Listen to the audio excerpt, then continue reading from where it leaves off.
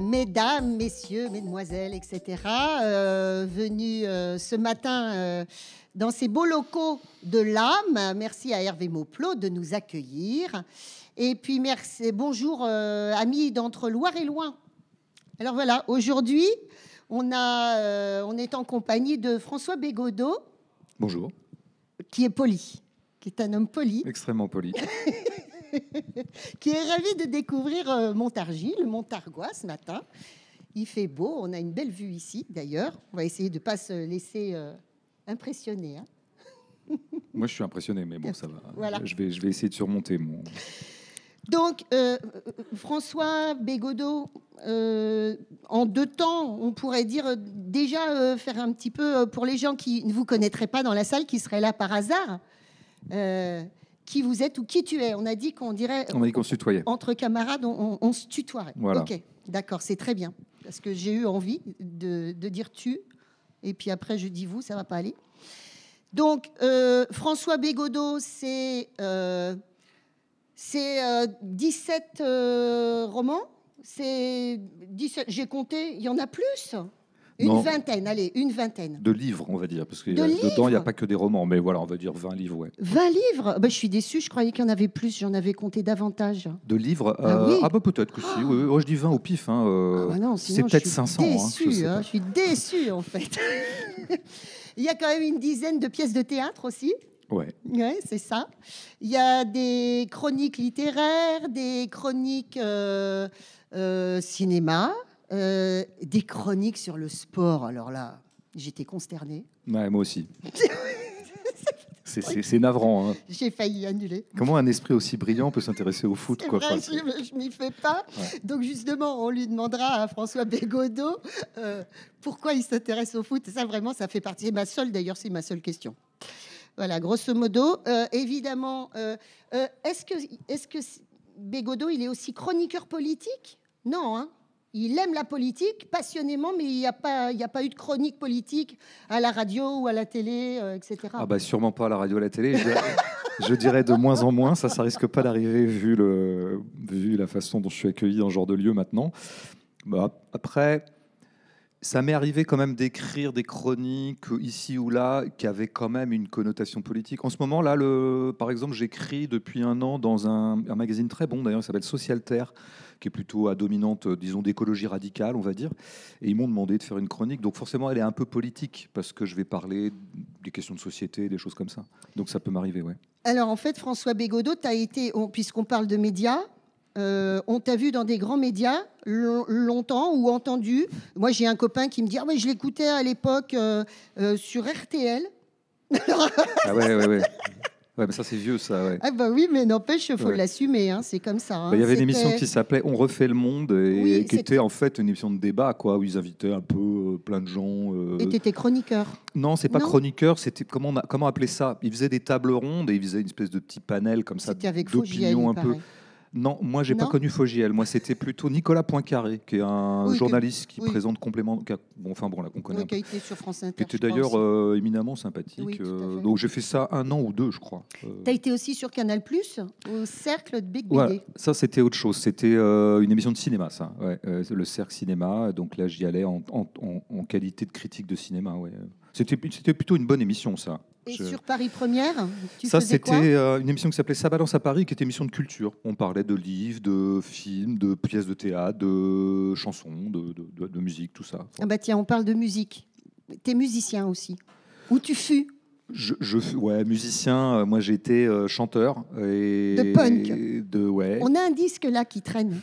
Il y a un disque. Voilà. Ouais. Si vous voulez, vous voyez avec ce monsieur, il peut vous... Voilà, c'est ça. Ça vaut très très cher. Hein, ça vaut, enfin voilà, pas en dessous de 10 000, ça serait bradé. Non, mais la preuve que voilà, c'est important. Il a été apporté ce disque. Donc, alors, tu écrivais les chansons. J'écrivais les paroles, je faisais des mélodies, on va dire, je faisais le chant et les textes, et puis j'avais des acolytes qui étaient très bons en guitare, qui faisaient des guitares, et puis voilà. Enfin, tu continues à écouter beaucoup de musique? Oui. Ouais, ça a été ma première passion, la musique. Et alors, je dirais essentiellement Alors, le rock reste vraiment la base, quoi. Après, je peux écouter, je suis assez tout terrain hein, en musique, mais c'est vrai que la base, ça reste le rock et le punk rock, quoi. Je dois bien avouer que j'en sortirai jamais de ça. Donc, alors, François Bégodeau, tu as 50 ans. Ouais. Est-ce que ça fait quelque chose? Est-ce qu'on est un homme du passé? Au moins au niveau musique, je pense à ça, en fait, quand tu dis ça. Ouais. Bon, de toute façon, quand on a 50 ans, bon, déjà, le corps se rappelle à vous plus souvent. Par exemple, aujourd'hui, par une espèce de post-lumbago. Bon, mais après, c'est intéressant de voir si on est dépassé ou pas. C'est une vraie super question. C'est qui est un peu au travail, d'ailleurs, dans mon... Je sors un roman bientôt et qui est un peu traversé par cette idée-là. De voir le monde se développer d'une certaine manière et de sentir que finalement, il y a quelque chose qui se dissocie. Enfin, il y a comme un divorce avec le monde. Le monde prend des automatismes qui nous paraissent étranges. Moi, je me sens désuet, pas du tout politiquement, parce que politiquement, je pense que voilà, enfin, on y reviendra peut-être. En musique, moi, je dirais, oui, bien sûr que quand on a un petit peu construit ses goûts musicaux autour du moment rock, qui est en fait un moment des années 60, 60-70, et par rapport au punk rock qui émerge dans les années 70, on pourrait se dire qu'on est un peu dépassé, mais en même temps, par exemple, le punk rock a une grande vitalité actuellement dans le monde. Il n'est pas moins bon qu'avant.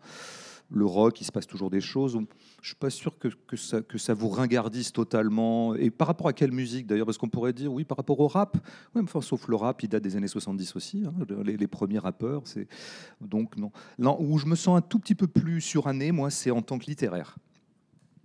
Ouais. Tu peux développer ça? Je pense que je veux pas être oiseau de mauvais augure, mais et puis j'aime pas faire sonner un peu, enfin rendre ce son-là un peu réac à deux balles, quoi, parce que bon, il y a toujours une complaisance aussi parfois à être un peu réactionnaire et à dire oui, après moi le déluge, mais c'est vrai que je dois dire que telles que sont en train de se reconfigurer les vies quotidiennes concrètes des êtres humains.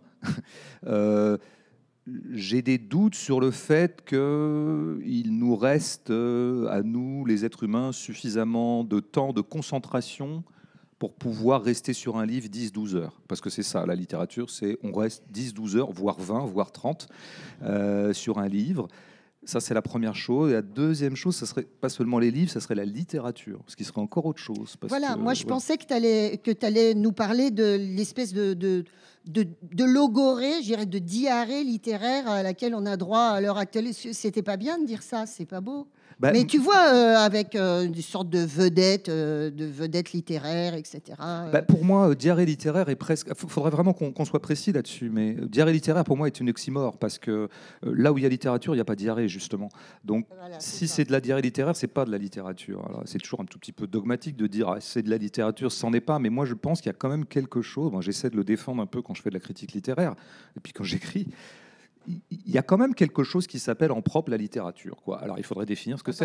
Après, il y aurait quelque chose d'autre qui aurait émergé, qu'on n'appellerait plus littérature. Tout à fait. Bon, qui peut d'ailleurs avoir son intérêt. Je veux dire, moi, il m'arrive de lire des livres non littéraires parce qu'ils sont intéressants par les informations qu'ils délivrent, par la pensée qu'ils délivrent. Mais il y a un truc, bon, je sais pas. Tu veux pas balancer des noms? Là, non, mais je veux dire, quand il m'arrive je lis quelques essais, par exemple, ils ne brillent pas forcément par leur littérature, mais par contre, ils sont intéressants par la pensée qu'ils véhiculent. Voilà, donc ça peut être tout à fait intéressant. Après, il y a des choses qui se proclament littéraires et qui ne le sont pas. Là, c'est autre chose. Bon, alors, François Bégodeau, tu es venu ici parce que tu t'es trompé dans ton parcours au métro, quoi. Je voulais aller à New York et puis, je sais pas, je me suis planté à la gare de Lyon. Donc, je me retrouve dans le trou du cul du monde. Enfin, vraiment, c'est vraiment pas sympa ce qui m'arrive, quoi. Ouais. C'est violent. On en prend toujours plein la poire, nous, les Montargois, quand même. Hein. Vous avez remarqué. Hein. Voilà. Mais, d'autre part, pour nous parler aussi de la cinquantaine... Ça, t'es venu pour ça aussi, mais bien sûr pour faire la promo, parce qu'il faut de la promo. Ouais, et puis là, aujourd'hui, ça va déchirer. Vu le nombre de personnes dans la salle, ça va déchirer. T'as accès ici, Monsieur Weber. Voilà, ça s'appelle Notre Joie. Un petit côté curé que tu dis, t'assumes, hein, c'est ça, hein, tu vas nous développer ça. Ouais. Moi, je te parlais des 50 ans parce que ce bouquin, il est dense. Moi, j'ai eu l'impression que c'était une sorte de Reader Digest de ta pensée qui était développé au fil des précédents, précédents bouquins. C'est pas bête. Et merci. Bravo. Ça va, j'ai passé. Et donc, je me disais que voilà, le gars, il nous fait un bilan, raconte notre joie. Alors, on explique un peu aux gens d'abord comment ça se passe. François Bégodeau, je pense que, à ce que j'ai compris, hein, parce que des fois, il écrit ça. Et puis, suite à ça, il y a plein de malentendus. Ça, c'était le précédent. Suite à ça, il y a plein de malentendus. Il y a une sorte de procès d'intention, de caricature de ta pensée. Tu disais pour te tirer vers le rouge-brun, c'est-à-dire en fait vers une pensée extrémiste, avec cette fâcheuse tendance à l'heure actuelle de vouloir absolument, d'une façon très cynique, que les extrêmes se rejoignent. C'est ça ? Oui. Et puis un jour, tu rencontres un mec dans ton fan club. Tu sais, qui s'est lui-même propulsé dans mon fan club. Voilà, c'est ça. Tout seul, quoi. Et tu comprends très vite que ce garçon nourrit des pensées d'extrême droite. Oui. Et là, tu es très désarçonné. Et plutôt que de t'enfiler des médicaments, tu te dis, je vais m'enfiler une panne de bière avec lui et on va un petit peu croiser le fer et voir jusqu'où on va. En fait, j'étais pas tant désarçonné que ça. Pourquoi ? Parce qu'il y avait eu des précédents. Voilà, des précédents médiatiques. Non, plutôt dans ma vie, enfin, disons, dans ma vie publique, je dirais, mais au sens où, du coup, ça permet de rencontrer parfois des gens incidemment après une rencontre ou ceci, cela. Ou alors, des gens, par exemple, peuvent t'envoyer des messages par Facebook ou que sais-je, tu vois, ça peut arriver. Et donc, ils te manifestent une certaine sympathie. Et tu te rends compte que, par exemple, effectivement, ils sont assez proches d'Alain Soral. Voilà, donc ça m'était beaucoup arrivé, notamment au moment d'Histoire de ta bêtise. Et tu t'es fait virer d'ailleurs. Alors ça, c'est autre chose. Ça, c'est le pôle bourgeois. Ça, faut bien distinguer les deux choses. Alors, Histoire de ta bêtise s'en prenait donc à la bourgeoisie. Enfin, essayer de portraiturer de façon un peu rude ce que j'appelais la bourgeoisie, parce que j'avais envie de réhabiliter ce nom, ce signifiant qui me paraît très pertinent, très très pertinent, alors qu'il est parfois frappé de désuétude, mais moi je crois pas du tout. Donc c'était ça l'opération de l'Histoire de ta bêtise, c'est dit, il existe bien quelque chose qui s'appelle la bourgeoisie, voilà, et on va en faire le portrait, on va voir comment elle se comporte, qu'est-ce qu'elle pense. Et beaucoup de gens se sont sentis visés. Tout à fait, et au premier chef, ce qui était mon rédac-chef d'un magazine où j'ai écrit pendant 15 ans de la critique littéraire et de cinéma, qui s'appelle Transfuge, qui est d'ailleurs un bon magazine, et qui le reste. Enfin, moins bon quand même. Depuis que je suis plus, il a perdu 50% de son talent, évidemment, mais quand même, il reste les 50%. Et donc là, effectivement, alors du jour au lendemain, le rédac-chef, avec qui j'avais toujours eu des rapports très courtois. C'était très intéressant, nos rapports pendant 15 ans. D'abord, c'est lui qui m'avait gentiment convié à écrire dedans. Bon, j'ai écrit. Et puis, il a toujours été très bienveillant avec moi, et très, très ouvert d'ailleurs, surtout. Très ouvert au sens où je pouvais lui proposer parfois des critiques de cinéma de 5 pages. Il me disait, je te donne les 5 pages, qui est un luxe énorme. Hein, je ne sais pas si on se rend compte que 5 pages, c'est vraiment... Pour déplier une pensée sur un film, c'est extraordinaire. Et puis pour la littérature, tout ça. Donc vraiment, il était super. Et on avait comme ça une espèce d'amitié littéraire, quoi, ou esthétique, quoi. On était tous les deux très soucieux de défendre les œuvres, quoi, de faire du travail intéressant sur le bon. Alors apparaissaient quand même quelques hiatus politiques, et on en discutait, mais on en discutait de façon courtoise. C'est-à-dire, il savait bien où j'étais, moi je savais où il était. Bon, lui se disait de gauche, je savais qu'il l'était pas. C'est-à-dire qu'en gros, il était proche du PS. Bon, et on avait cette espèce de dialogue, mais qui était très... voilà, on prenait des verres de temps en temps, assez peu finalement, mais et ça se passait bien. Et puis, j'ai remarqué que dans les années 2015, 16, 17, ça se tendait. C'est-à-dire que lui qui était si œcuménique, toujours très ouvert, même quand je délivrais des propos assez radicaux dans son propre magazine, d'un seul coup, il se crispait un peu. Alors, il ne me le disait pas vraiment, mais je le sentais. Et puis, ça montait. Et effectivement, ce qui a définitivement achevé le processus, c'est au moment où sort Histoire de ta bêtise, il se sent visé. Il dira même plus tard, à tort, parce qu'il va vraiment péter les plombs à ce moment-là, qu'il y a des pages qui le concernent lui personnellement, ce qui est faux. Mais il va beaucoup s'énerver. Et tout de suite, il va m'envoyer un mail absolument ordurier pour me dire, il n'est plus question que tu écrives dans mon magazine, au revoir, après 15 ans de collaboration. Et ça, je pense que si je me permets d'en parler un peu longuement, c'est pas pour lui, parce que voilà, ça n'engage que lui. Et puis on ne le connaît pas d'ailleurs. Et puis en plus on ne le connaît pas. Mais je crois que pour moi il fait symptôme, ce Oui, monsieur, voilà, et je pourrais c'est ça. citer d'autres, de ce que j'appelle la radicalisation de la bourgeoisie. Oui, mais Et- ils disent que c'est toi qui te radicalises. Tout En à fait, fait. c'est ça le propos. Eh bien, ils ont tort. Parce que je pense que cela dit, ces deux radicalisations opèrent peut-être en miroir l'une de l'autre. C'est D'accord. possible qu'elles s'entre-alimentent. Je veux bien croire. Mais moi, je ne me suis pas radicalisé. Je veux dire, il suffit d'écrire. Lisez donc les textes de chansons quand j'avais 25 ans. Je veux dire, on ne peut pas dire que je me sois radicalisé depuis. Je pense que j'étais déjà très, Alors, moi, très radical, si le mot a un sens, quoi. j'ai Euh, noté juste un truc, François, quelque part. Bon, non, parce que mes notes, c'est le bordel, mais tu as un nez de marxiste au milieu de la figure. C'est ça que tu dis. Bah, je le dis dans Un notre nez de joie. marxiste. Je Tu dis dis dans notre joie. Alors je le dis,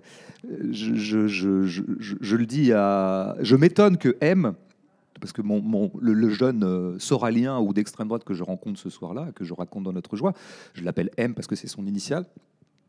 Mehdi, en fait. Et je m'étonne que lui, qui est vraiment droitier, quoi, il n'y a rien à dire, il a beau s'en défendre, c'est évident, tout ce qu'il dit appartient je dirais, au périmètre de la droite radicale ou d'une droite autoritaire ou d'une droite identitaire. Et je m'étonne qu'il se manifeste comme fan de moi, alors que quand même, je veux dire, il suffit de m'écouter parler 3 secondes de politique et très très vite, on entend des échos, oui, qu'on peut appeler globalement marxistes, c'est-à-dire en C'est gros... toi qui dis ça. Hein. Mais oui, mais parce que je veux dire, globalement, je reproduis C'est des une belle gestes, formule, c'est les gestes fondamentaux du marxisme, à savoir, ce qui structure une société, c'est les rapports de classe. Voilà. Bon, si on pense ça, eh ben, on reconduit un geste marxiste. Et si on pense que la situation sociale des gens est d'abord ce qui les conditionne, ce qui les détermine, et ce qui détermine les rapports sociaux, eh bien, on s'inscrit dans la filiation du marxisme, même si on peut le faire de façon critique, même si on peut amender le truc, même si on peut renouveler, nuancer. Bon, et donc, voilà, c'est ça que j'appelle mon nez marxiste au milieu de la figure, quoi. Et donc, je m'étonne que M, qui n'est pas spécialement marxiste, se proclame fan de moi, alors que, enfin, c'est comme quelqu'un qui irait voir un chanteur de reggae à la sortie du concert et le retrouverait en coulisses ou dans les loges et lui dirait: je suis fan de toi, par contre je déteste le reggae. Il y aurait un problème, quoi. Bob Marley, je t'adore, mais par contre, alors, reggae, vraiment, c'est inaudible. C'est ça qui. Et donc, j'essaie d'expliquer dans ce livre, en tout cas pendant les 100 premières pages surtout, parce qu'après je passe à autre chose, d'où est venu le malentendu et de quoi se soutient l'aveuglement, enfin en tout cas le regard très biaisé et tronqué que M porte sur moi, quoi. En gros, je pose la question en ces termes, je dis: qu'est-ce qu'il me trouve? Qu'est-ce qu'il me trouve presque en termes amoureux. Qu'est-ce qu'il a bien pu me trouver pour s'enticher à ce point-là de quelqu'un qui est pourtant assez opposé à ses idées? Alors, la structure, d'ailleurs, tu disais dans une des interviews, il a fallu que je potasse. Tu C'était disais pas obligé. Il y a dans pas, une alors là, des interviews. en général, les journalistes se gênent pas du tout. Hein. Ils lisent pas, ils s'en foutent. Ils posent 2-3 questions du genre: alors, François Bégodeau, écrire. Voilà, C'est vrai. ça Bon, suffit. alors, on François posera- Bunel, faut prendre lui Il comme fait exemple. ça, voilà, Il lit jamais un livre, mais il arrive à tenir 1h30 d'émission. Ah ouais, bah voilà. Emmanuel Carrère. Alors, ce dernier livre, il est constitué essentiellement de pages et de mots. Vous aimez les mots, Emmanuel Carrère? Et voilà, Emmanuel Carrère, il est parti. Bon, alors en tout cas, il était déjà en germe ce bouquin parce qu'il fallait répondre aux précédentes attaques suite à Histoire de ta bêtise.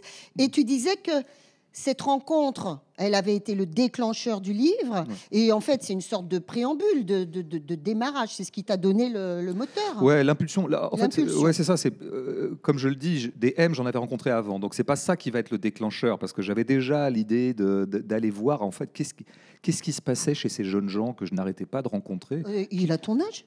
Non, pas du tout. Ah non. Ah ben, j'ai cru Et je crois que ça joue beaucoup. Je l'ai mal lu. Non, ça joue. C'est très important qu'il ait 25 ans parce que, d'une part, je pense qu'il me constitue un peu comme une figure de grand frère. Je dirais presque de figure paternelle, mais là, on rentrerait dans des eaux psychologiques que j'aborde un peu dans le livre, mais bon, voilà. Parce que je pense que fondamentalement, la figure paternelle est fondatrice chez ces jeunes gens-là. Ils ont besoin d'une figure d'autorité. Bon. Et donc, ils se saisissent de la moindre figure qui pourrait faire office de figure d'autorité. Mais qu'il ait 25 ans est important parce que justement, j'ai repéré des jeunes gens à peu près de son âge dont j'ai fini par comprendre la généalogie intellectuelle. À force de les écouter, j'en avais rencontré quelqu'un. Et je pense, c'est des gens, ils ont 15 ans, Ils ont 15 ans en 2010. Ils ont une colère, un mécontentement, une insatisfaction, comme il arrive à tout un tas de gens, à 15 ans notamment. Bon. Et ils se politisent. Ils ont envie de politiser leur mécontentement, ce qui n'est pas forcément évident. Des fois, on va traduire son mécontentement en faisant de la musique ou en ayant des attitudes déviantes, je ne sais pas, en se droguant, en faisant je sais pas quoi, en faisant des conneries. Bon. Eux, ils font plutôt partie de cette race de gens qui ont tendance à politiser leur mécontentement. Très bien. Où vont-ils politiser leur mécontentement ? Eh bien, ils prennent les idées à disposition. Voilà. Et les idées à disposition pour un jeune homme de 15 ans dans les années 50-60, ça aurait été beaucoup plus sûrement les idées d'extrême gauche, les idées communistes, les idées marxistes, parce qu'il y avait quand même une grande domination intellectuelle du marxisme à l'époque, ou du PCF qui était quand même très important. Voilà. Et ben, en 2010, ça ne se passe pas comme ça. En 2010, un M et plein d'autres gens, parce que c'est vraiment un phénomène de masse, hein, qu'on ne mesure pas, dont on a peut-être en ce moment une traduction politique d'ailleurs. Ils ont Alain Soral à disposition. Ils ont quelques intellectuels d'Internet. Ils regardent plus la télé, c'est pas leur truc. Ils vont aller dans des contre-allées de la société et qui vont être YouTube ou les conférenciers de YouTube, qui sont vraiment un phénomène de société très important. Et à ce moment-là, il est vrai que les penseurs d'extrême droite ont eu tendance à préempter un peu Internet dans les années 2000. C'est-à-dire que la gauche s'y est pas mise tout de suite. Et eux, comme ils étaient un peu virés de partout, Soral était viré de partout parce qu'il était considéré comme sulfureux, eh bien, il s'était saisi de ce média-là. Et donc, chose qui est passée complètement sous les radars dans ces années-là, il y a eu énormément de jeunes gens pour l'écouter. Le mec a fait des vues énormes. Et c'était des conférences d'1 heure sur son canapé tout le temps. Et il pontifiait sur à peu près tout, avec des éléments, des axiomes qui étaient l'antisémitisme, enfin, tout un tas de choses qu'on pourrait égrener. Et ben, M est le produit de ça. M a 25 ans. Et c'est au bout de 10 ans de fréquentation de Soral qu'il est ce qu'il est. Après, il y aurait des raisons sociologiques, mais sur lesquelles je passe pour l'instant. Donc voilà comment, à un moment, se constitue une sorte de jeunesse autoritaire, identitaire. Tu le dis bien, au début du bouquin, enfin toute la première partie du bouquin, toi, tu te dévoiles totalement. Tu te dévoiles avec tes valeurs. Enfin, tu as l'habitude d'ailleurs c'est ta vie. Non ? Me dévoiler n'est pas exactement ma vie, mais... Mais c'est vrai que j'ai fait un peu de striptease quand j'avais un corps. Ouais. Mais ça, je le raconterai un jour. Ouais. Non, mais c'est vrai, tu parles de ton enfance, tu parle de ton adolescence. Enfin, tu as toujours travaillé là-dessus. C'est un des, moi, je pense que des terreaux de ton travail. Parce que j'aime bien ça. J'aime bien l'auto-analyse. Je trouve que c'est intéressant de s'auto-analyser. Je trouve que c'est très. Tout le monde devrait le faire. Tout le monde devrait s'auto-analyser dans des termes sociologiques, dans des termes psychanalytiques, dans des termes tout ce qu'on veut. Prendre tous les paradigmes possibles pour essayer de se comprendre soi-même. Et je pense qu'a fortiori, quelqu'un qui se dit de gauche, et pour moi, comme le postulat de la gauche est nous sommes des créatures sociales, donc nous sommes déterminés par le champ social dans lequel nous évoluons, devrait s'appliquer à lui-même cette chose-là. Et donc, il devrait toujours faire une socio-analyse. C'est-à-dire, quelles sont les déterminations sociales qui ont fait que je suis ce que je suis. Moi, je l'ai fait dans un autre livre qui s'appelle Deux singes ou ma vie politique, où je racontais que j'avais grandi dans un milieu communiste, voilà, et puis plein d'autres déterminations. Et provincial aussi, d'ailleurs. Provincial, c'est très important. Nantais, Vendéen, Nantais. Voilà, une hybridation des deux.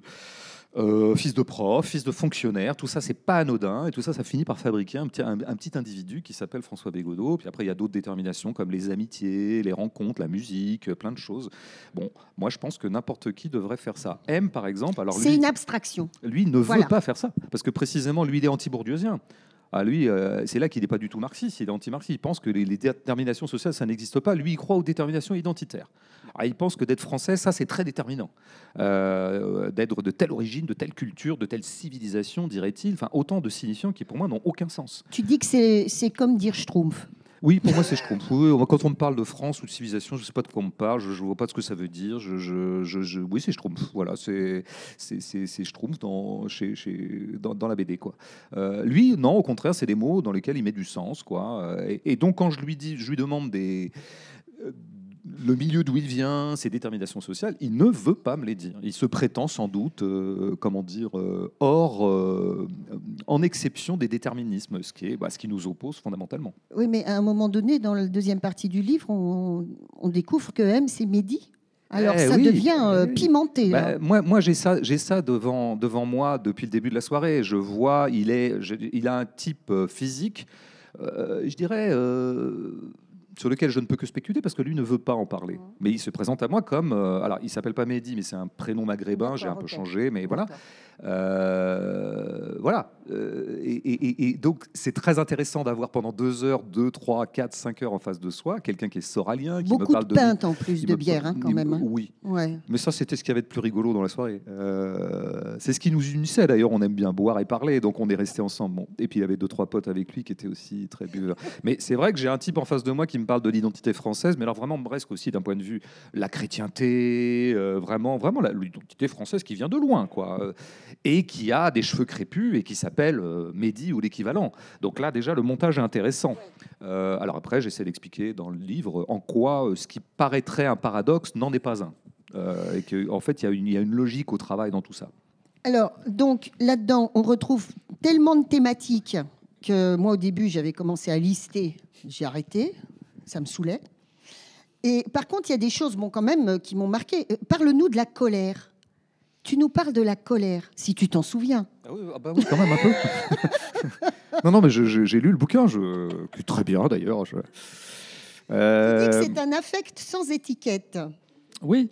Et que c'est l'affect socle de l'extrême droite, donc de ton personnage M. Alors, la première partie de ce que tu dis est très juste. La deuxième est une hypothèse. Mais donc la première, oui, ça j'en suis sûr, ça je le réaffirme. Contrairement à certains automatismes de pensée de la gauche, la colère n'est pas de gauche. En tout cas, la colère peut être de gauche, mais la colère, une fois que vous avez dit colère, vous n'avez rien dit politiquement. Il y a des colères de droite, il y a des colères fascistes, il y a des colères nazies, il y a des colères bourgeoises. Moi, j'ai vu des bourgeois très en colère contre moi. Et je vois des bourgeois très en colère en général. Un bourgeois est tout à fait en colère quand on menace sa propriété, notamment. Ça le met très en colère. Donc, les colères, ça ne dit rien politiquement. Donc, il faut toujours caractériser à quelle colère a-t-on affaire, contre quoi, pourquoi, comment. Après, c'est vrai que, en tout cas, j'ai tendance à considérer que ce qui pourrait être l'hypothèse, c'est ça le côté hypothèse, parce qu'un livre comme ça n'est fait que d'hypothèses, et c'est le lecteur qui doit après y réfléchir, et il les valide ou pas. Pour moi, c'est ça un essai.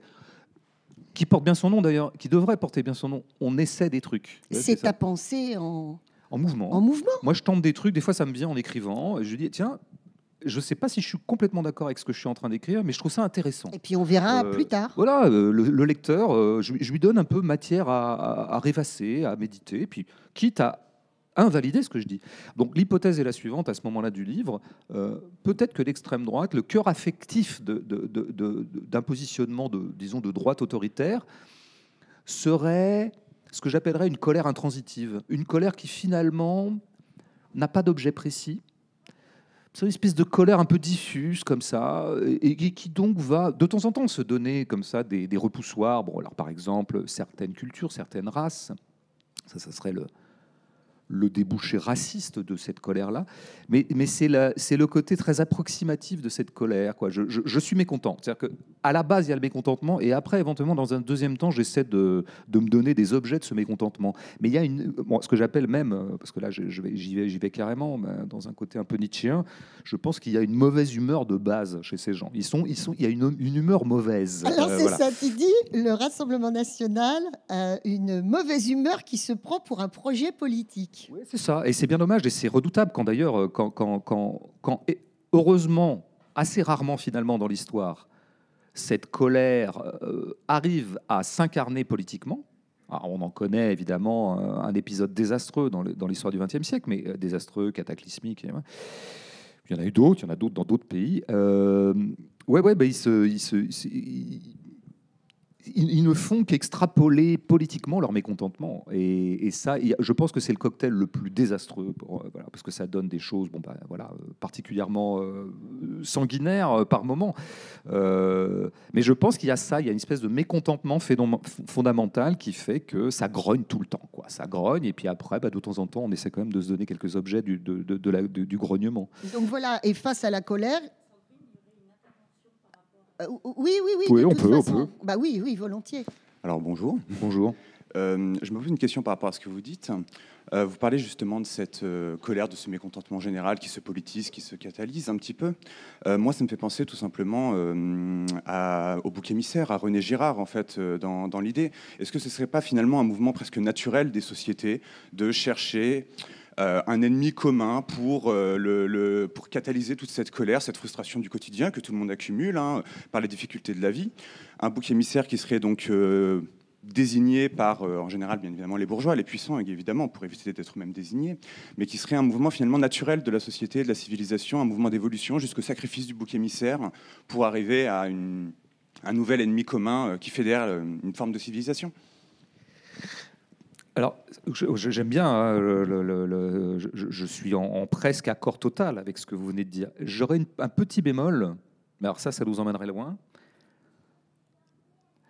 Vous venez presque de faire une oxymore aussi, c'est-à-dire mouvement naturel dans une société, ça va pas pour moi, parce que pour moi, là où il y a des faits sociaux, il n'y a pas de nature. Et donc, moi, je ne crois pas beaucoup aux invariants anthropologiques des sociétés, tout ça. Je me méfie beaucoup de ça, parce que, bon, moi, je suis pour l'historicité. Je pense que les choses se modulent historiquement beaucoup, et que ce qui est vrai dans telle époque n'est plus vrai par la suite. Voilà, donc j'ai un peu de mal avec ça. En tout cas, où je pourrais vous donner raison, c'est que je crois que précisément ce qui caractériserait une pensée autoritaire, moi j'aime bien l'appeler comme ça, plutôt que fasciste, extrême droite, pensée autoritaire, pensée essentialiste, c'est justement de développer ça, de dire que y a des lois de la société, et puis voilà, c'est toujours un peu les mêmes, et puis une société, c'est comme ça que ça fonctionne, et un groupe, un moment constitué dans une société, a besoin d'avoir un repoussoir qui s'appellerait par exemple effectivement le bouc émissaire, donc là, anthropologie, René Girard. Je pense que c'est précisément leur mode de pensée à eux.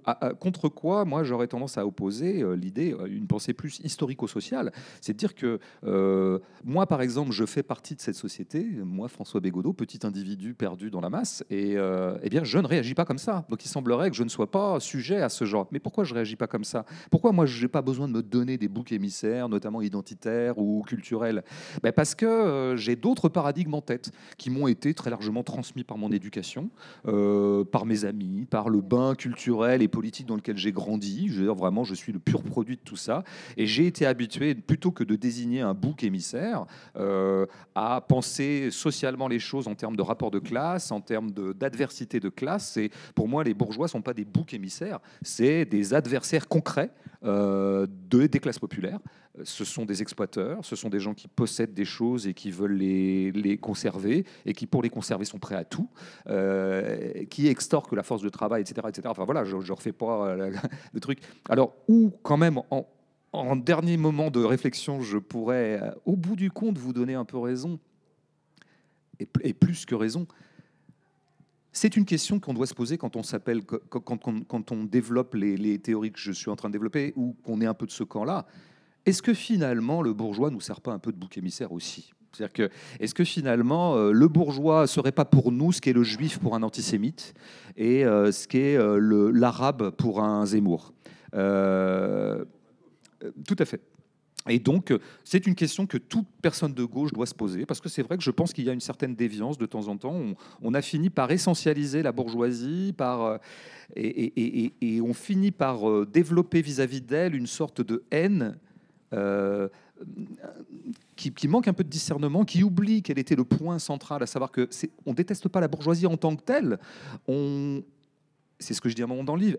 La bourgeoisie n'est pas un ennemi, c'est un adversaire de classe, parce que j'ai affaire à elle tout le temps. Je veux dire, c'est elle qui imprime certains rapports de classe, certains rapports de production. Voilà.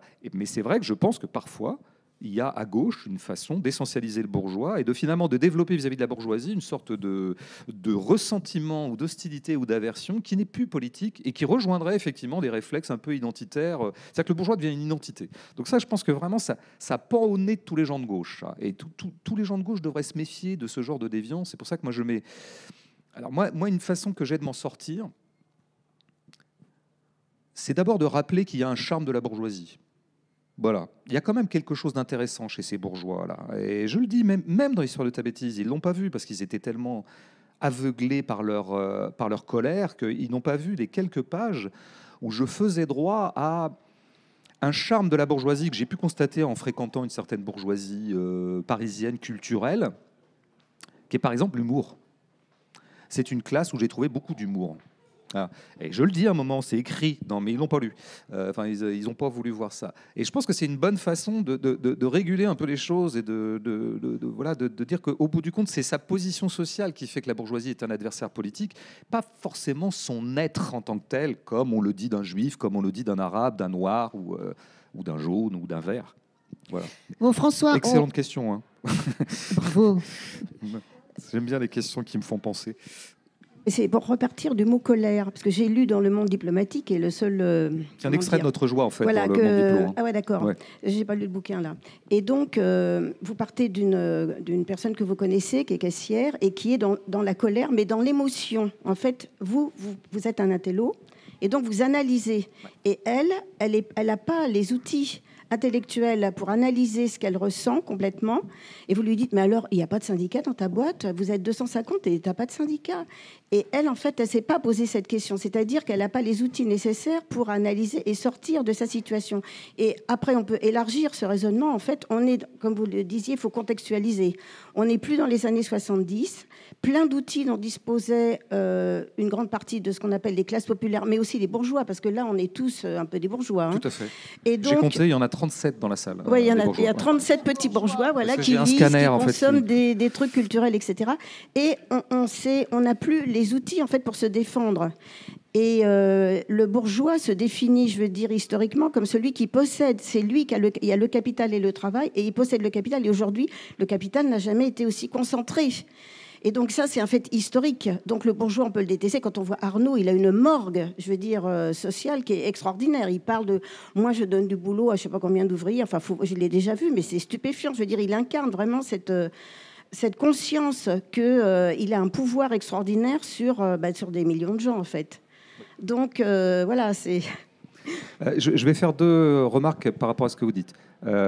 Je commence par la fin, et ce qui me permettra de compléter un peu ce que je disais précédemment. Je disais qu'une des façons de se sortir de ce qui deviendrait presque une aversion identitaire vis-à-vis du bourgeois, pour ne pas perdre de vue le fait que c'est une adversité politique qu'on doit mener contre la bourgeoisie, c'est aussi une façon, alors que j'ai beaucoup développé en tant que punk rocker et que j'ai beaucoup appris dans le punk rock, c'est que le bourgeois, je ne vais pas lui donner ma colère, je ne vais pas lui donner ma haine. Vous n'aurez pas ma haine, disait un écrivain à propos des terroristes. Le bourgeois, je ne vais pas lui donner ma haine, je vais me foutre de sa gueule. Et Bernard Arnault, par exemple, effectivement, peut susciter une certaine colère par sa morgue, par son pouvoir énorme, par son pouvoir d'ailleurs très brutal, très brutal. Il entreprend énormément de manœuvres de coercition, ce monsieur. Moi, au bout du compte, quand même, il faut toujours rappeler, moi, si j'avais à faire un portrait de Bernard Arnault demain, ou à écrire une chanson, tiens, si j'en étais encore à écrire des chansons de punk rock, j'avais fait une chanson sur Balladur à l'époque, hein, on s'en prend aux gens qui sont à disposition, c'était en 94. Eh ben, je me foutais de sa gueule à Balladur, par exemple. La chanson s'appelait pas « Édouard, je te déteste », elle s'appelait « Édouard, mon amour ». Et je lui faisais une espèce de déclaration d'amour évidemment ironique. Et je trouve que l'ironie caustique, l'ironie arrogante est un bon mode aussi pour se déprendre de la colère. Et parce que moi, je trouve que fondamentalement, Bernard Arnault, alors il est nuisible, il est extrêmement brutal, son groupe est brutal. En groupe en plus qui se comporte avec des manières népotistes. Je veux dire, tous ces enfants sont placés partout, c'est comme chez Bolloré. Bon, bref, donc il y aurait beaucoup de choses à en dire. Moi, je trouve avant toute chose ces gens ridicules et pathétiques. Et ça, faut toujours le dire aussi, ridicule et pathétique. Et ça, c'est une façon de reprendre le dessus. C'est-à-dire qu'en fait, qui ne croient pas une seule seconde qu'on les envie, parce que ça peut être un peu leur argument des fois, la bourgeoisie, dire oui, mais en fait, vous êtes en colère contre nous parce que vous voudriez être nous. Non, nous ne voulons pas être vous. Hein, nous ne voulons pas être Bernard Arnault, je ne me le souhaite pas, je ne le souhaiterais pas à mon pire ennemi, parce qu'ils sont ridicules. Hier, je voyais Bolloré qui a fait sa passation de pouvoir parce qu'il abandonne son empire à ses enfants. Ils ont fait un truc en Bretagne parce qu'il est très catho, tradit, ils étaient entre... Bon, ben, il est ridicule, voilà. Il est extrêmement méchant, extrêmement brutal, Bolloré encore plus qu'Arnault, mais d'abord ridicule. Et donc, je pense que ça, c'est une façon de se déprendre un peu de la colère. Ça, c'est la première chose. Et sur l'exemple que vous prenez, qui est effectivement un extrait de Notre joie. En fait, le Monde Diplo avait lu Notre joie et m'ont dit bon, on aimerait bien publier cet extrait-là qu'on aime beaucoup. Et donc, ils l'ont mis en dernière page. Et donc, c'est effectivement cet ami qui est qui travaille à la charcuterie au centre Leclerc, dans une région que je ne dirais pas, et qui effectivement me dit: allez, salauds, ils m'ont encore changé mes horaires, je vais faire des journées en deux fragments. Non, ça, c'est pas S. S, c'est un mec. Elle, c'est vraiment une amie, vraiment, et bon, qui se trouve travailler là pour l'instant, encore maintenant. Alors, il faut que je fasse une petite nuance par rapport au bilan que vous faisiez de ce moment-là, de cet échange que j'ai avec elle, où elle est vraiment très, très en colère. Et j'ai du mal, effectivement, à la faire accéder à une clairvoyance politique de sa propre situation. Mais alors là, vraiment, je veux être très clair là-dessus. Ce qui lui manque à ce moment-là, c'est pas du tout des outils intellectuels. C'est pas du tout ça. Moi, je pense que c'est... Alors là-dessus, je suis très rancérien. C'est jamais une question d'intelligence. Cette fille est très intelligente. Simplement, à ce moment-là, comme elle me le dira d'ailleurs, quand moi je commence à essayer d'analyser politiquement la situation, c'est-à-dire, bon, alors il y a des syndicats, tu pourrais peut-être faire appel à... Et je vois bien qu'en fait, c'est pas qu'elle n'ait pas les outils intellectuels pour aller chercher un syndicat. Elle pourrait le faire. Elle a même les outils intellectuels pour, comme je l'y encourage, étudier pourquoi il n'y a pas de syndicat dans cette grande boîte. C'est quand même une anomalie. C'est donc qu'il y a un truc qui vient de la direction. Faut se renseigner, quoi. Elle a tout à fait les outils pour faire tout ça. Simplement, elle n'en a pas la volonté. À ce moment-là de sa colère, elle ne veut pas entendre parler de ça. Et donc, en fait, ce qu'elle veut, au moment où elle me contacte, où elle m'appelle, où elle m'envoie des messages, elle veut épancher sa colère. Et ce que je comprends très bien, elle a envie de trouver une oreille un peu comme ça, bienveillante, et en plus elle sait que socialement, bon, j'ai un peu une fibre qui fait que je m'intéresse à ce genre de truc. Elle se dit, tiens, François, je vais l'appeler, lui au moins il saura m'écouter. Et je vois bien qu'à ce moment-là, quoi que je lui dise, c'est pas ce qu'elle attend de moi. Dans ce moment-là, au cœur même de sa colère et de son indignation, en fait, parce que c'est plutôt des pages sur l'indignation, je vois qu'en fait, ce qu'elle a envie, c'est de s'épancher, pas du tout de politiser, de penser, etc. 3 mois plus tard, elle le fera. Elle pourrait le faire et elle aurait absolument les outils intellectuels de le faire. Et donc, j'en tire un peu de nouveau matière à redire que, décidément, de la colère en soi, on ne peut rien accoucher politiquement. Il faut ce que j'appelle refroidir la colère. C'est la justesse analytique. Ouais, c'est ça. Alors, mais j'essaie d'être précis dans ces pages-là parce que je ne voudrais surtout pas laisser croire qu'il y aurait d'un côté des gens qui seraient dans une situation de précarité et qui ne peuvent pas penser, et qu'en fait, il y aurait de l'autre côté des intellectuels, genre moi, qui, eux, peuvent penser, parce que c'est pas ce que je dis. Je dis même que l'intellectuel, lui, inversement, il est très amputé, parce qu'il lui manque peut-être le chaud. Et l'intellectuel manque un peu de chaud. Moi, je manque de chaud. Pourquoi je manque de chaud? Ce que j'appelle le chaud, c'est le chaud de la colère. Parce qu'en fait, je suis dans une position privilégiée dans la société. Et donc, moi, l'oppression sociale, je la connais de moins en moins. Personne ne vient me faire chier. Je n'ai pas un manager qui m'emmerde tous les jours. Je peux avoir des contraintes sociales. Hein. J'en ai, en fait. On n'en est jamais complètement exonéré. Mais j'ai une position bourgeoise dans la société de ce point de vue-là, parce que ma position sociale est sécure. Et donc, je manque de chaud. Par contre, moi, j'ai le froid. J'ai la capacité, enfin, j'ai le temps. J'ai le temps, en fait. Je n'ai pas la capacité, j'ai le temps et la distance nécessaire pour pouvoir analyser politiquement les choses. Mais je manque de chaud. Je manque de chaud, et c'est sans doute une des choses qui fait que j'ai jamais été pratiquement... J'ai toujours été très radical dans ma tête et assez peu radical dans les faits. Je veux dire, dans l'activité, dans l'activité militante, etc.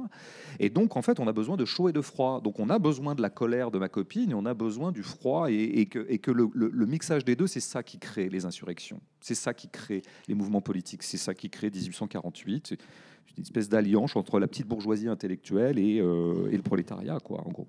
Alors, on fait un petit break pour Monsieur Weber, pour la radio C2L, qui va respirer avec... On n'en est plus là, c'est l'enfer. Bon, très bien. C'est l'enfer. Tant pis pour les plages. Tu te débrouilleras, Pascal. Ouais, voilà. Ouais.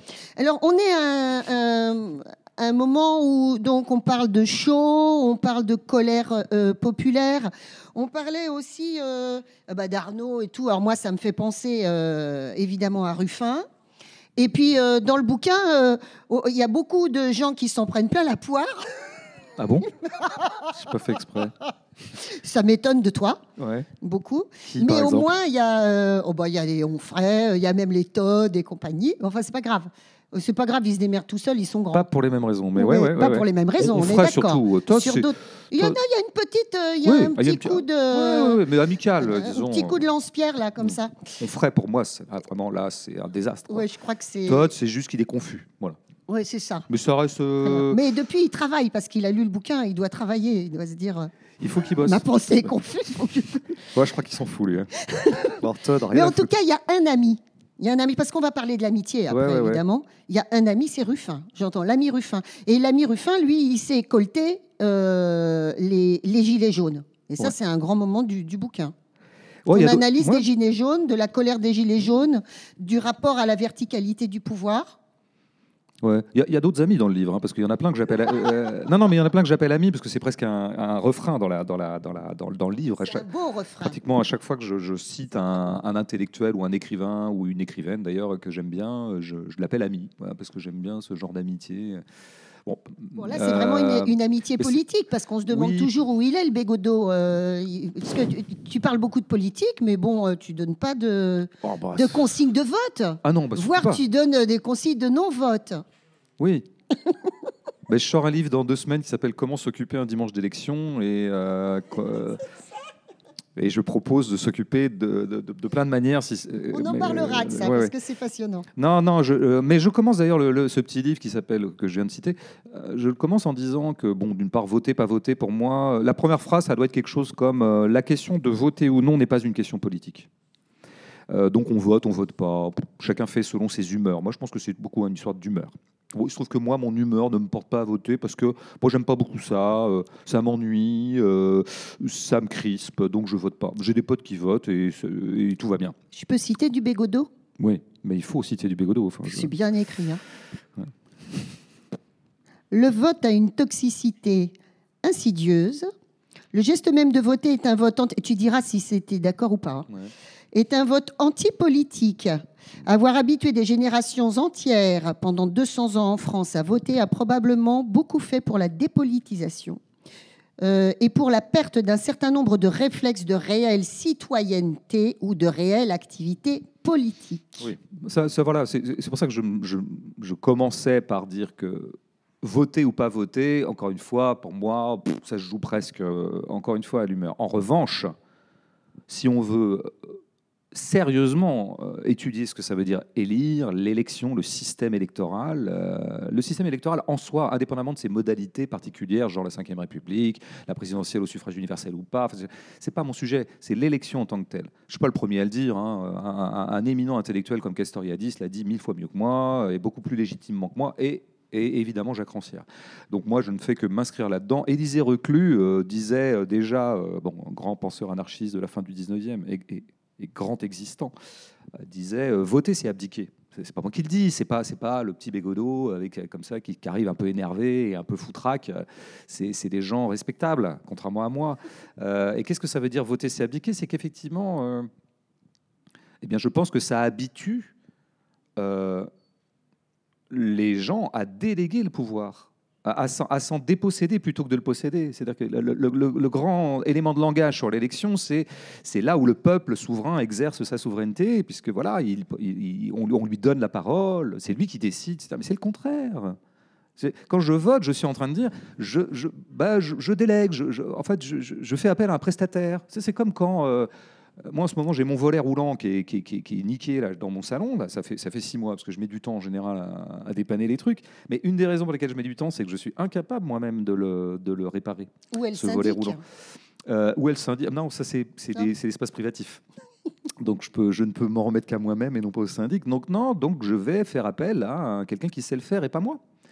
Eh ben, c'est ce qu'on fait en votant. Je veux dire, on abdique son propre pouvoir. Donc ça, il faut quand même le dire. Et effectivement, le fait qu'on ait mis dans la tête des citoyens que l'acte politique par excellence était de voter, je pense, participe beaucoup à l'inertie politique générale. Parce que la politique est évidemment pas là. La politique, c'est quand les gens prennent en charge véritablement leur destin. Mais je dirais véritablement, pas en déléguant. Bon, par ailleurs, il se trouve à des gens qui, accessoirement, s'empressent d'oublier ce pourquoi on les a élus. Mais ça, c'est presque anecdotique pour moi. Il y a des réactions dans la salle là-dessus? Il y a toujours des mélanchoniens qui vont me dire « Ouais, mais quand même, Jean-Luc... » Je ne suis pas mélanchonien. Non, mais je veux dire, je suis tout à fait d'accord sur la délégation de pouvoir. Ça veut dire que pendant 5 ans, on ne fait rien, on met le bulletin dans l'urne et après, toc, j'ai fait mon devoir politique. Mais je veux dire, ça, c'est la démocratie représentative. C'est bien ce C'est que je pas la Grèce, c'est pas la démocratie directe. Comment trouver des formes de démocratie directe? Mais je pensais aussi qu'aux États-Unis, dans Columbine, le film de Bowling for voilà, Columbine, ouais, le c'est truc ça, de voilà. Michael Oui, Moore. il y a des Ouais. mecs qui sont dans une pizzeria, mais c'est un film qui a au moins 10 ans, hein, où ils expliquent 20. qu'ils vont plus voter. Oui, 20 ans, oui, pardon. Ils expliquent qu'ils vont plus voter pour la présidentielle parce que de toute façon, qu'ils votent, démocrate ou républicain, c'est kiff-kiff et bourricot. Et donc, il y a cet aspect-là aussi. Je veux dire, donc, dire ne pas voter, c'est aussi laisser la politique en roue libre, la laisser à ceux qui, eux, connaissent bien. Et je pense que, enfin, moi, j'ai des profs d'histoire, donc... c'est vachement dangereux, je trouve, comme position. Moi, je trouve qu'il vaut mieux, à ce moment-là, il faut dire aux gens, bah, tu vas voter, mais tu votes blanc. Non, mais moi, je suis désolé. Parce que le droit de vote, on a eu vachement du mal à le... Il y a plein de gens Mais- qui sont morts pour le conquérir, Ouais, ok. alors, mais C'est pas parce que c'est pas parce que, je veux dire, on n'a plus d'appétit qu'il faut pas manger. Vous savez, moi, bon, ça m'embête parce que là, on anticipe sur un autre livre, mais peu importe. Bon, mais parce que ça, c'est. Bon, Comment on fait la démocratie plus participative? Méfions-nous de nos automatismes de langage parfois. Moi, effectivement, j'ai entendu ma mère me dire des gens sont morts pour ça, des gens sont morts pour ça. Toute ma jeunesse, elle m'a dit ça. Mais en fait, c'est faux. En fait, c'est faux. C'est factuellement tout à fait négligeable dans l'histoire que des gens soient morts pour obtenir l'élection. En fait, c'est pas, si on regarde les mouvements véritables où il y a eu des morts d'hommes ou des morts de femmes, c'était jamais l'élection que réclamaient ces mouvements-là. Alors déjà, c'est faux. Et la deuxième chose, c'est que ça me fait penser un peu à d'autres pensées. C'est-à-dire que parfois, à être dans la demi-mesure, on finit par être nulle part. Et donc, effectivement, ça tient comme ça. Ça tient comme ça depuis 200 ans. Ils nous tiennent comme ça. Et nous sommes les idiots utiles de la chose, puisque nous sommes les premiers à dire non, mais bien sûr, l'élection, c'est la délégation, c'est la représentation, et donc c'est pas les Grecs, c'est pas. Donc en fait, l'élection, c'est pourri. Mais quand même, bon, bah oui, mais enfin, bon, si on va pas voter, bah du coup, c'est la porte ouverte à toutes les fenêtres, et peut-être le nazisme, et voilà. Mais en fait, vous parlez exactement comme la bourgeoisie en disant ça. C'est exactement comme c'est ça qu'ils disent. Je veux dire, tout le temps. C'est ça qu'ils disent, oui. Je veux dire, moi, quand je vais sortir mon bouquin, regardez les émissions de télé que je vais faire, parce que là, pour le coup, ils vont m'inviter, parce que ça les excite beaucoup, l'abstention. Ils adorent inviter un abstentionniste pour lui faire la leçon. Donc, regardez-les. Vous allez voir, ils vont me dire exactement ça. Ils vont me dire, ouais, enfin, quand même, oui, bien sûr, François Bégodeau, bien sûr, c'est intéressant ce que vous dites. Hein, bon, hein, c'est pas de la merde, mais enfin, quand même, du coup, il y a des gens qui sont morts pour ça, et puis, bah, du coup, Le Pen. Voilà, ils vont me faire la même. Et c'est comme ça que ça marche. Et eux, ils sont tout contents. Comme ça, nous, comme des bons soldats, on continue à aller voter. Eux, c'est tout ce qui les intéresse. D'ailleurs, je le dis à un moment dans le bouquin, je dis quand on vote, fondamentalement, on vote toujours pour l'élection. On peut voter pour Mélenchon, on peut voter pour Poutou, on peut voter pour Nathalie Arthaud, on peut voter pour Éric Zemmour, Marine Le Pen. En dernière instance, ce qui est beaucoup comptabilisé, c'est qu'on vote pour l'élection. Et quand on va faire quelque chose, on valide toujours la machine. Si je vais voir un match de foot, je valide le match de foot. Je valide le match de foot. Je pourrais toujours dire ouais, mais bon, le foot, non, c'est de la merde. Et puis quand même, il y a beaucoup d'argent. Et puis, enfin, quand même, à ce moment, il y a le Qatar qui investit dedans, alors qu'ils vendent des armes. Ouais, mais je valide le match de foot puisque j'y vais. Donc, je peux pas non plus derrière. Donc, non, moi, je crois qu'il faut passer maintenant au stade radical de la chose. Il faut. C'est-à-dire. Fondamentalement, moi, j'aurais rêvé. Je l'avais un peu proposé à Ruffin d'ailleurs. Quand on s'est croisé la dernière fois, j'avais dit, toi, François, tu peux faire ça. Tu peux monter des espèces de mouvements qui auraient lieu de février à avril, voilà, et qui serait un boycott actif de l'élection. Un boycott, on occupe les rues, comme avec Nuit debout, un peu dans toutes les villes de France, comme ça, alors à 200, à 2000, à 20 000, peu importe, mais on manifeste à quel point nous refusons de voter parce que nous aimons la politique. Parce que nous avons une haute idée de la politique et nous refusons de dévoyer notre haute idée de la politique dans ce pastiche de politique dont l'organisation récurrente est là pour consolider le système. Et l'organisation même de l'élection fait partie de la consolidation du système. En fait, dans l'élection, un système se relégitime lui-même. Voilà. Alors, bon, voilà, on peut participer à ça. Mais...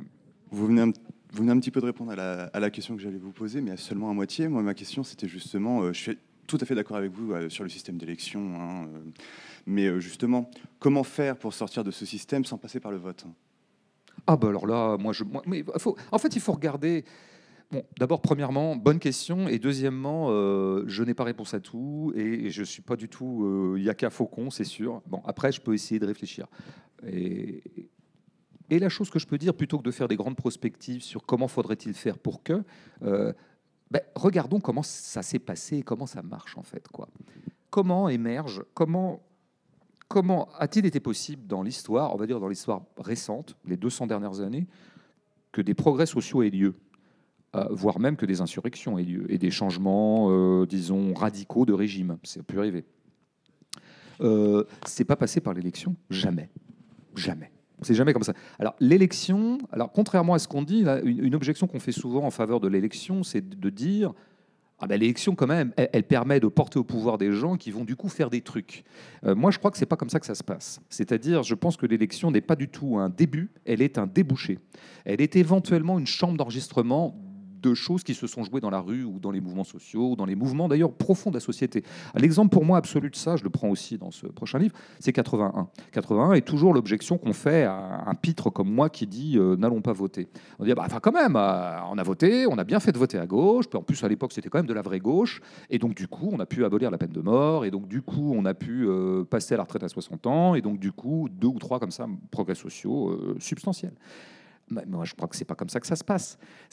81 n'a été 81 que par 68. 81 est une chambre d'enregistrement de 68, c'est-à-dire des mouvements de rue, des tendances générales. J'appelle 68 pratiquement tout ce qui s'est passé dans les années 50, 60, 70. C'est ça que j'appelle 68. Voilà, de la même façon que, regardez, c'est un gouvernement de droite qui a légalisé l'avortement, qui l'a dépénalisé. C'est Giscard, c'est Simone Veil, voilà. Ben ouais, parce que de toute façon, mais les féministes avaient fait le boulot dans la rue. Elles avaient réussi par leur grande inventivité, leur grande puissance pendant des décennies à inverser les mentalités, à faire en sorte que on ne pouvait plus faire autrement. Et c'est ce qui est arrivé d'ailleurs dans à peu près tous les pays d'ailleurs de la planète, à quelques exceptions près. Et c'est souvent comme ça que ça se passe, en fait. Tout se joue toujours dans les forces sociales effectives. Et l'élection suit des fois comme ça. Moi, je vais jusqu'à dire que 81, non seulement n'est pas un commencement, mais n'est qu'un débouché, mais 81 est aussi la fin. C'est-à-dire que le fait que cette grande hégémonie culturelle qui était celle de la gauche dans les années 60-70 se soit terminée dans les années 80, je pense qu'entre en ligne de compte le fait que l'élection a tué cette hégémonie. C'est qu'à partir du moment où elle s'est cristallisée dans une victoire électorale, elle s'est aussi nécrosée. Alors là, ça rigole moins d'un seul coup. Aussi. Oui, tout à fait. Et puis, bon, par ailleurs, les socialistes ont fait le travail historique qui est le leur d'accélérer les mutations libérales d'une société. C'est ce pourquoi ils ont été inventés par le dieu de l'histoire. Donc après, voilà, il y a eu le virage de la rigueur et tout ça, mais ça c'est d'autres questions à la rigueur. Moi, ce que je vois, c'est qu'à un moment, il y a toujours un effet de nécrosisation de forces à partir du moment où elles deviennent des forces électorales. Et donc, il faut absolument que la politique, pour qu'elle reste vivace, effective, puissante, ne se laisse pas nécroser par sa traduction électorale. Donc, en fait, si tout ce que vient de dire François Bégaudeau vous intéresse, vous attendez son prochain bouquin. Vous n'achetez pas celui-là. C'est vrai que c'est pas dedans. Je ne pensais pas du tout parler de ça. C'est passionnant, donc voilà. Non, alors on revient du coup, on ferme cette immense parenthèse et on revient sur notre joie. Après, moi, je voulais voter Dupont-Aignan, moi, et parce que je l'aime bien. Je l'aime bien. Bon, écoute, alors moi je voulais donc, on va laisser Ruffin de côté, mais en voilà un de copain qui a les mains dans le cambouis. Oui, non, mais c'est vrai que Ruffin, comment tu fais parmi tous les amis... Non, mais voilà, c'est bonne question. Parce que toi, tu es dans les concepts. Lui, il a les mains dans le cambouis. Oui, d'accord. Mais je vais... D'abord, c'est vrai que parmi tous les amis que je cite dans le livre, Ruffin, il a un truc... Je le connais pas, on s'est vu 2 fois. Mais on s'écrit de temps en temps des petits textos, machin. Mais... Oui, il y a quelque chose de tout à fait singulier chez ce monsieur. Et d'ailleurs, je crois avoir identifié qui il était au fond. Et je lui ai dit... Et... Ça lui a pas plu. Si, ça lui a plu. Et il sait bien, il sait bien de quoi je parle. Moi, je l'appelle le franciscain. Eh ben oui, il n'y a pas grand monde autour de lui qui l'appelle le franciscain. Mais lui, je sais que c'est de là qu'il vient, en fait. Ça, je pense que ça... La drôle de bonté de ce monsieur est une bonté qui, à mon avis, est plutôt d'un ressort mystique qu'autre chose. Et d'ailleurs, bon, quand il dit que quand il était ado, il avait une photo de Jésus, pas une photo d'ailleurs, pas une photo de Jésus, parce que Jésus se laissait très peu prendre en photo. Il était un peu coquet. Mais enfin, il avait une icône, je sais pas sous quelle forme, mais bon, bref, en tout cas, donc je pense que ce François Ruffin a quelque chose de tout à fait singulier dans l'offre générale des personnages publics politiques. Après, sur le côté, il met la main dans le cambouis. Oui. Alors là, c'est ce que je dis à un moment dans notre joie. Je dis, moi, je crois qu'il faut toujours essayer d'exercer sa puissance, quoi. Voilà. Alors, un des travaux d'un individu qui doit bien s'occuper de lui-même. On doit toujours bien s'occuper de soi. Ça veut dire bien s'auto-analyser, se comprendre. Et donc, bien se comprendre, ça veut dire repérer sa puissance. Moi, je rencontre souvent des gens qui se trompent sur leur puissance. Je vais vous prendre un exemple connu, mais parce que je ne vais pas vous prendre comme exemple ma cousine, parce que ça ne va rien vous dire, ma cousine Christine. Mais il y a un exemple connu, c'est Frédéric Becbédé. Tout le monde le connaît, donc c'est pour ça que je le prends. Et je l'ai pas fréquenté, mais effectivement, il présentait une émission où j'allais à une époque. Bon. Et puis du coup, on rigolait un peu dans les trucs. Et j'ai vu en le fréquentant qu'il s'était trompé de puissance. Sa puissance, c'est le comique. C'est vraiment un mec drôle, quoi. Il a ça, mais vraiment, il est drôle. Il n'y a rien à dire. Et en plus, il aime ça. Je veux dire, il a vraiment il a la vis comica, mais il a en plus l'humeur comique. Parce que l'humeur comique, c'est quoi? C'est quoi qu'il arrive autour de toi, ta priorité, c'est de chercher la vanne. C'est ça le tempérament comique. Et pour un bonbon, tu repères mère, etc. C'est ça. Et il a ce truc. Ouais. Mais par une espèce de fait de conditionnement social ou de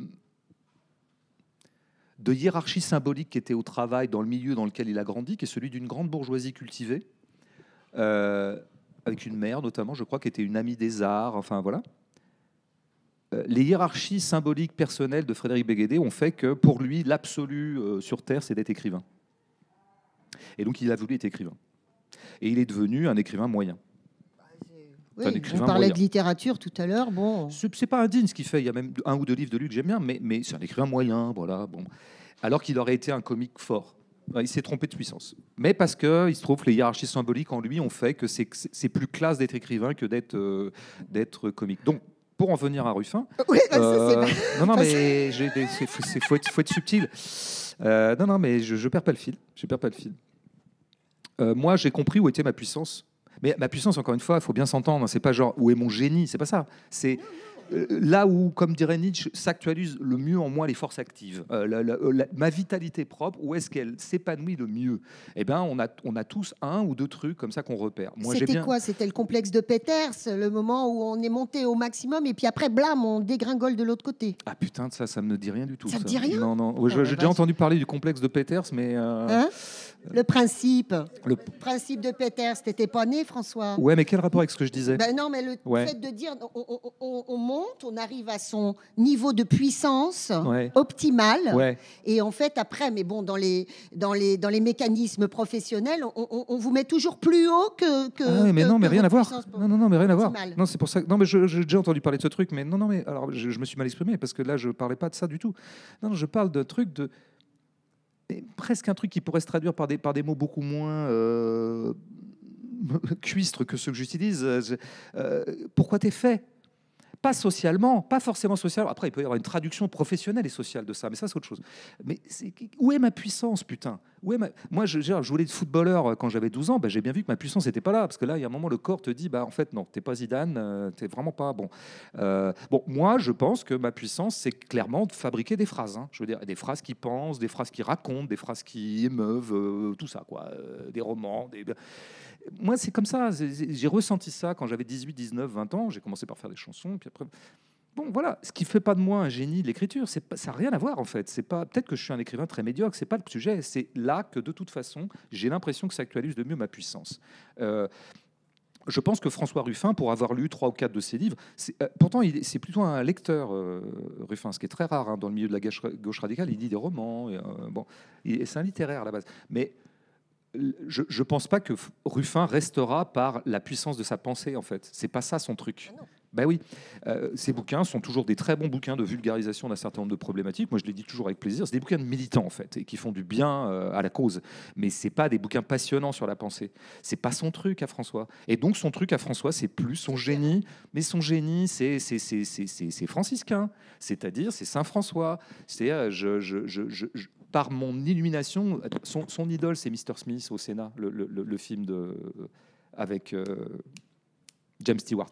Il n'arrête pas d'en parler. Il en a parlé 600 fois. Mr. Smith au Sénat, c'est le citoyen lambda, film de Frank Capra, années 38-39. Le mec qui vient de la base, quoi, et qui va monter au Sénat pour faire entendre la voix du peuple et qui va essayer de soulever un peu une énergie comme ça. C'est son génie. Voilà, le génie de François Ruffin, c'est celui-là, et il a bien raison d'exercer son génie. Bon, bah moi, ma puissance, je sais où elle est. Et moi, j'ai pas une puissance de militant, j'ai pas une puissance comme ça de soulever des énergies politiques. C'est pas mon truc. C'est à mon avis, c'est pas ce pourquoi je dirais ce pourquoi j'ai été mis sur terre. Il y a un truc un peu notre joie. Non, mais et donc voilà, et chacun. Donc ce qui me fait dire dans notre joie que ce bouquin. Je le dis, je sais plus comment je le dis, mais à peu près, en gros, ce bouquin Notre joie ne changera pas grand-chose politiquement, mais c'est la seule, n'apportera pas grand-chose à la cause, mais c'est la seule chose que je puisse faire pour la cause. Voilà. Attends, il y a quelque chose de très magnifique. C'est une pensée. C'est beau, hein. C'est encore mieux que magnifique. J'aurais pu dire hyper magnifique. C'est hyper magnifique. C'est bien. Hein. Ouais. Moi, ce qui me bouleverse beaucoup, c'est de se dire. Donc, tu as parlé de la colère, tu parles de tout ce qui est autoritaire. Et tu mets en balance l'amitié. C'est ça. Alors, c'est ton issue de secours, c'est ta solution pour mieux vivre. L'amitié, ouais, mais c'est beau, c'est fleur bleue, moi j'adore. Hein. Ah ouais, bah. Je peux lire ouais. page 275. Oui, qu'on voit que c'est pas fleur bleue, quoi. non, pas du tout. L'amitié n'a pas d'existence légale, pas de trace officielle. D'une amitié, il n'y a ni archive, dans nulle préfecture, mention sur nul papier d'identité. Liés ni par le sang, ni par contrat, des amis ne se doivent rien, ne se doivent pas fidélité comme les époux, ne se doivent pas assistance comme des frères. Affiliés d'autorité au régime de la famille, j'y suis lié à vie. Ami, c'est si je veux et aussi longtemps que je veux. L'amitié peut se dénouer aussi vite qu'elle s'est nouée, aussi doucement. Nos vies sont jonchées de cadavres d'amitié, achevées, sans cri, ni drame, ni coup. Un ami qui me fait une scène ne se comporte pas en ami, mais en amant ou en sœur. Un ami qui me manque n'est pas un ami. Un ami ne manque pas. La présence d'un ami est un plus, l'absence d'un ami n'est pas un moins, etc. Il y a plein de choses là-dedans. Ouais. C'est pas mal écrit quand même. Ouais, je trouve que c'est pas mal. Ouais. C'est un peu fleur bleue, mais le mec il l'a mauvaise. Le mec rancunier, quoi. Non, mais ouais, bravo, j'ai un peu soigné ces pages parce que l'amitié m'est chère et je pense qu'on en parle très peu. C'était étonnant comme on parle peu de l'amitié, en fait. D'ailleurs, on pourrait dire que dans l'art, la littérature ou le cinéma, qui sont les deux arts narratifs qui racontent des vies de gens, l'amitié est tout à fait sous-représentée et l'amour sur-représenté. J'aime bien les histoires d'amour, j'aime bien la question de l'amour, l'amour m'intéresse, l'amour m'émeut, mais je le trouve surreprésenté dans les films, surreprésenté dans la littérature. Et ce qui est très sous-représenté, c'est ce truc qui pourtant qu'on connaît tous dans nos vies, je pense, alors à des échelles diverses, qui est l'amitié, quoi, qui est ce truc génial. Voilà, c'est un peu le passage que tu viens de lire. Pourquoi j'en parle dans ce livre? Parce que pour moi, l'amitié fait modèle politique. Il y a confluence de valeurs, en fait. Tu développes toutes tes valeurs et tu en arrives à la conclusion que l'amitié représente tout ce qui est important. J'ai l'impression que ce qui s'organise entre deux amis ou dans un groupe d'amis, le mode d'organisation qui se met en place de façon informelle, non concertée, non contractualisée, spontanée, entre deux amis ou quatre amis ou six amis ou dans un groupe d'amis, je veux dire, pour moi, fait modèle politique. Parce que précisément, on se lie sans qu'il y ait de soubassement identitaire. C'est l'amitié elle-même. On se trouve bien ensemble. On se fait du bien les uns aux autres. On s'aime aussi en compagnie de l'autre. Voilà, on se sent fier de marcher à côté d'un ami, d'être associé à un ami. Cet ami nous augmente, etc. Et tout ça n'a pas été contractualisé, et tout ça ne se forge pas par des espèces de soubassements antérieurs, qui seraient par exemple le lien du sang. Le lien familial est d'une autre nature. Hein, on sait bien, c'est plus emmerdant le lien familial. Ça peut être très beau, en même temps on sait que c'est très chiant. Ça nous lie. Moi j'ai écrit une pièce qui s'appelle Le Lien, et c'était sur une mère qui parlait avec son fils. Alors le lien, quoi. Tu vois. Ben oui, le lien, c'est intéressant ce mot, parce que le même mot est positif et négatif. Hein. Ah là là, positif, c'est nous avons développé des liens très forts avec ma mère. Ah oui, mais les liens, c'est aussi ce qui me lie. Bon, donc là, on connaît les ambivalences de la famille, et donc c'est un beau sujet. Tchekhov, on a bien parlé, et puis d'autres gens. Mais par contre, l'amitié, ben, il n'y a pas de lien. Il n'y a pas de lien a priori, ce qui fait qu'effectivement, une amitié peut se dénouer assez facilement. Moi, j'ai rarement connu des... C'est ces passages que tu as lus. Quand on arrive à des âges avancés comme le mien, bah oui, on voit bien que notre vie est une sorte de cimetière d'amis.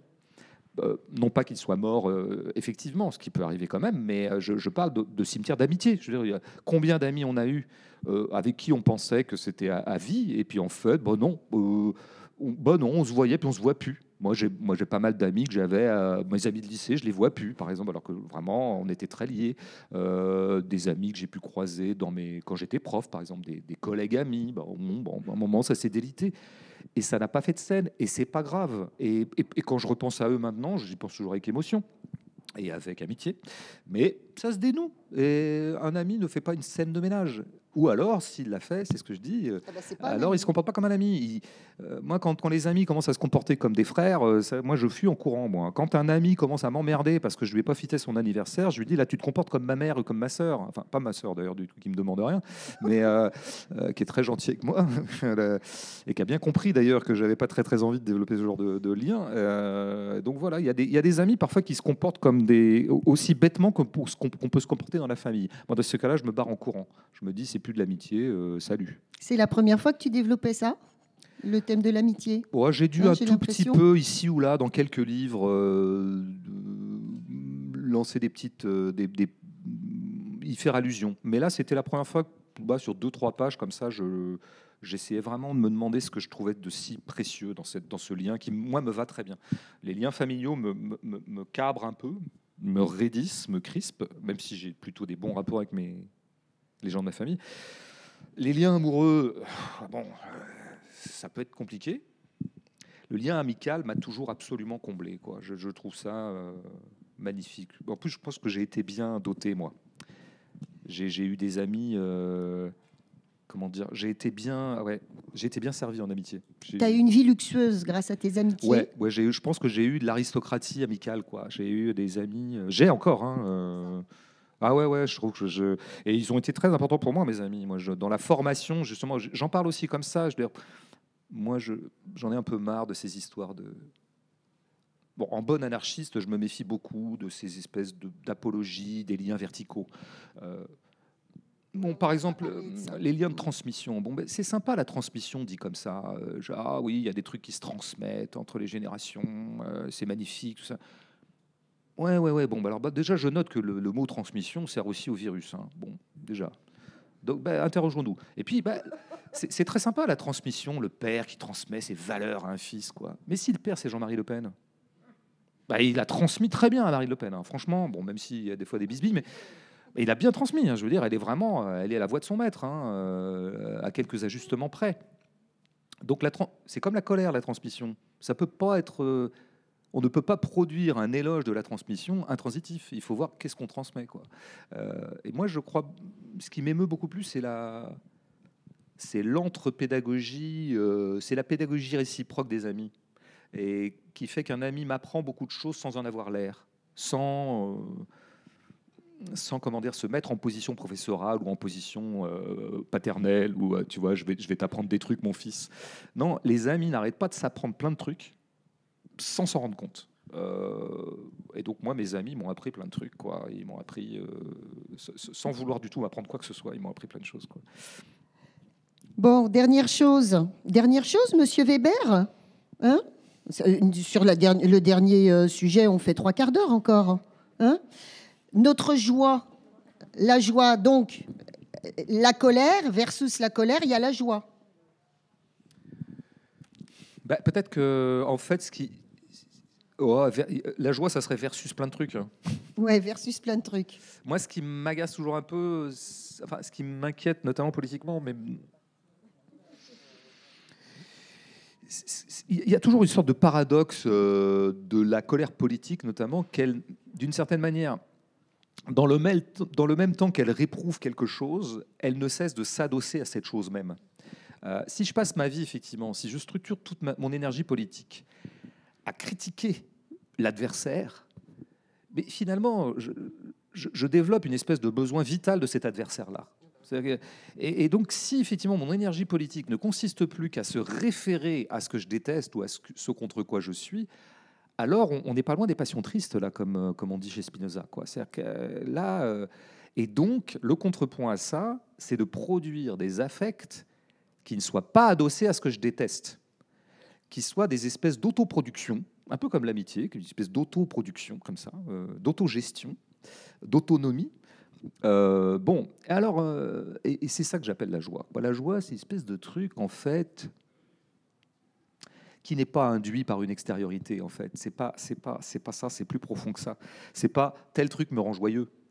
La joie, c'est une disposition fondamentale au monde et qui est un peu auto-alimentée et très mystérieuse. Je veux dire, c'est ce que disait Clément Rosset, qui nous a quittés il y a quelques années, un philosophe que j'adore.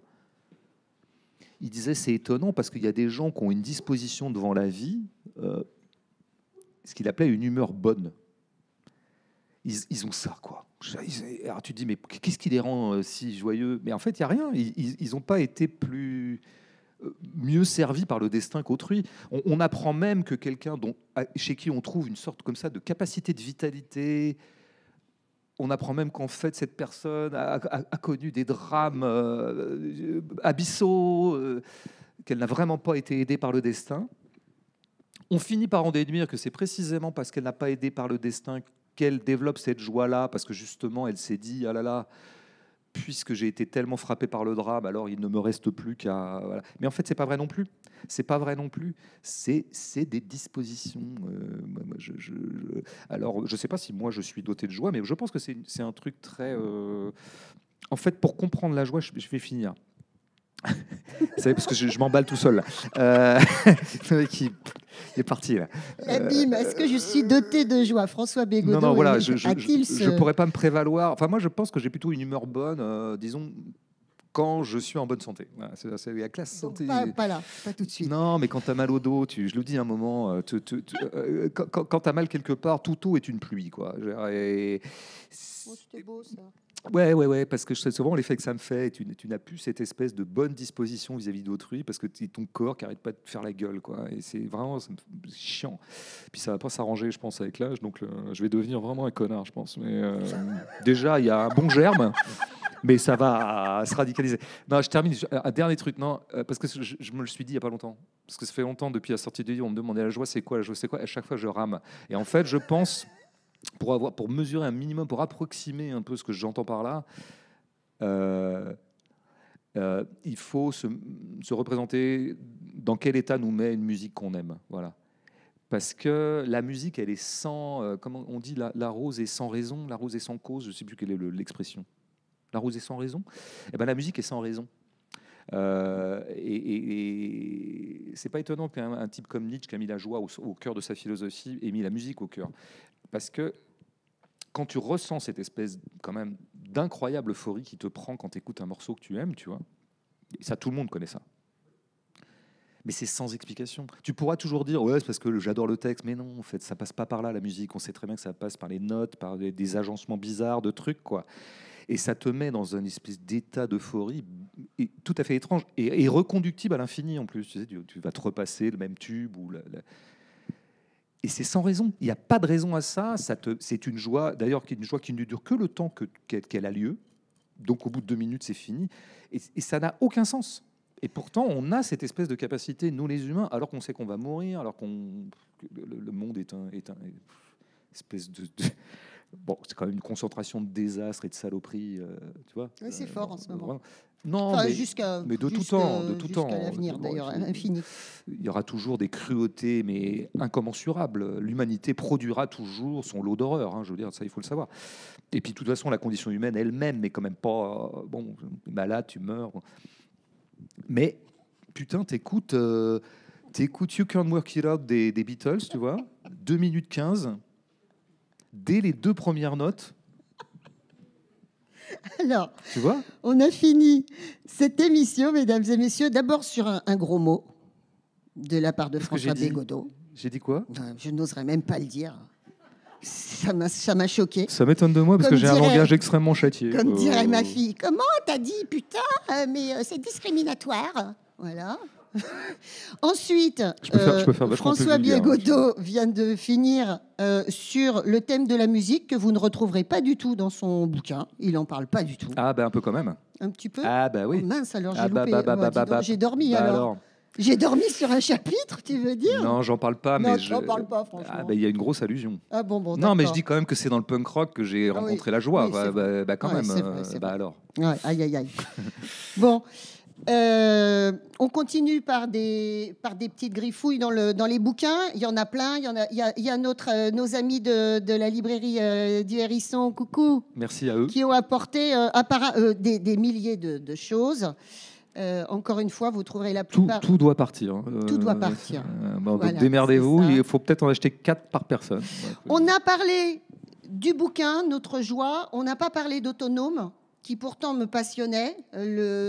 Alors, je sais pas, c'est peut-être un guet-apens qu'on pose à François Bégodeau, qui a adoré venir à Montargis et qui reviendra peut-être dans les... On a des années devant nous, puisque ça fait 2 ans qu'on... Je viendrai, ça fait tellement longtemps qu'on essaie de la caler, cette projo, on la fera. Je veux dire, et puis, tu tomberas amoureux de mon petit cinéma Le Vox à Château-Renard et de son histoire et de son ambiance. On m'en a dit du bien, déjà. On m'en a dit du bien. C'est vrai. Le Vox. Tu croiseras les fantômes de Tavernier, entre autres, de plein de gens. Oui, alors ça, si tu veux, on va pas relancer le débat. Ah bah non, sur les bourgeois. Ah non, stop, on arrête. Tavernier, tu tapes pas dans le mille, là. Mais bon, là, donc cette projection n'aura jamais lieu. Merci beaucoup, merci à tous. Merci, monsieur Pascal Weber. Merci Entre Loire et Loire.